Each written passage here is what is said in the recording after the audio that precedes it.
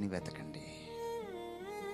ప్రభు చాలా స్పష్టంగా చెప్పాడు, మీరు మొదట దేవుని రాజ్యాన్ని నీతిని వెతకండి. చెప్పలేదా? ఏమి తిందుమో, ఏమి తాగుదుమో, ఏమి ధరింతుమో మీరు చింతపడద్దు, నేనిస్తా మీకు. ఈరోజు మీరు గుండె మీద చేసుకొని చెప్పండి, ఇక్కడ కూర్చున్న వాళ్ళు కనీసం క్రైస్తవ లోకం అంతా మన ముందు లేదు. గుండె మీద చేసుకొని, నాకు ఈ లోక సంబంధమైన నా ఉద్యోగము, ఏం బట్టలు వేసుకోవాలి, ఇల్లు కట్టుకోవాలి, మా అమ్మాయికి పెళ్లి చేయాలి, వగేరా వగేరా వగేరా, వీటి మీద ఉన్నంత చింత, శ్రద్ధ నా ప్రభువు మీద ఉంది నాకు. ఎంతమంది చెప్పగలరు?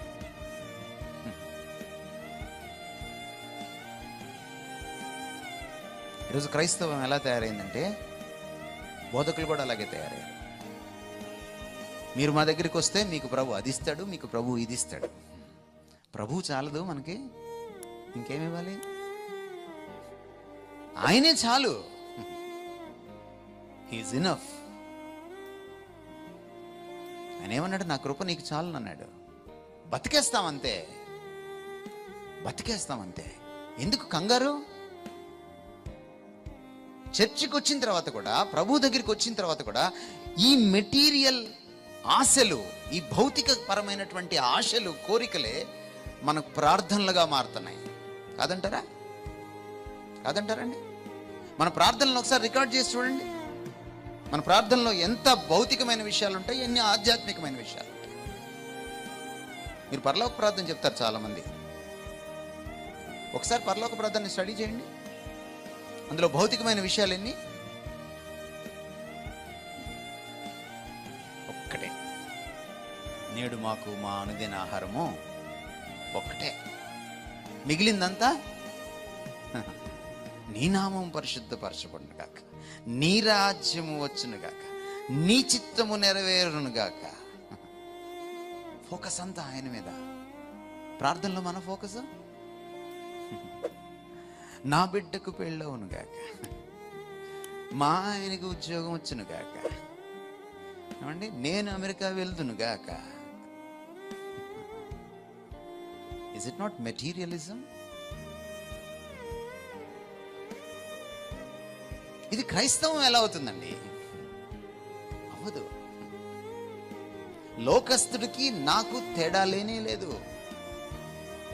లోకస్తుడు అచ్చం ఇలాగే ఆలోచిస్తాడు. ఈయనేమంటున్నాడు అంటే, మాకొద్దా? మేమేం పేదరికంలో ఉండాలా? వాళ్ళల్లో అనిల్ అంబానీలు ఉండాలా? మాలో ఉండద్దా? మాలో కూడా ఒక జోసెఫ్ అంబానీ ఉండద్దా అని మీరు అనొచ్చు. ఆయన అంటున్నాడు దానికి ఆన్సర్, మీరు నన్ను వెతకండి, నా నీతిని, నా రాజ్యాన్ని వెతకండి, మీ సంగతి నేను చూసుకుంటాను. కీర్తనల గ్రంథంలో ఉంది, తన బిడ్డలు వర్ధిల్లడం ఆయనకి ఇష్టం. ఆయన మిమ్మల్ని వర్ధిల్లింప చేస్తాడు. ఇందాక బ్రదర్ ప్రార్థన చేశారు, పాల్ ప్రసాద్ గారు. ఫలానికి, వర్ధిల్లడానికి, ఇవ్వడానికి ఆయనే మూలం, ఆయనే కారణభూతుడు. నీకెందుకు ఆ బాధ? మన పని ఏమిటంటే ఆయన్ని వెతకడం, ఆయన రాజ్యాన్ని వెతకడం, ఆయన చిత్తాన్ని నెరవేర్చడం, ఆయన నామాన్ని గణపరచడం. నీ నామం పరిశుద్ధపరచబడును కాకంటే పరిశుద్ధం అయిపోతుందా? నీకు తెలుసా నీ నామం పరిశుద్ధపరచబడును కాకంటే?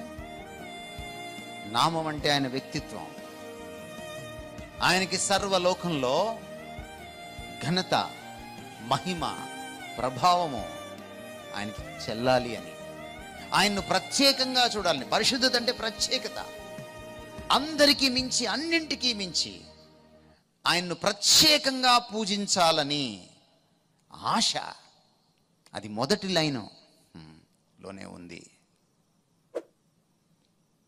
మన ప్రార్థనలు కూడా మెటీరియలిస్టిక్గా అయిపోతాయి.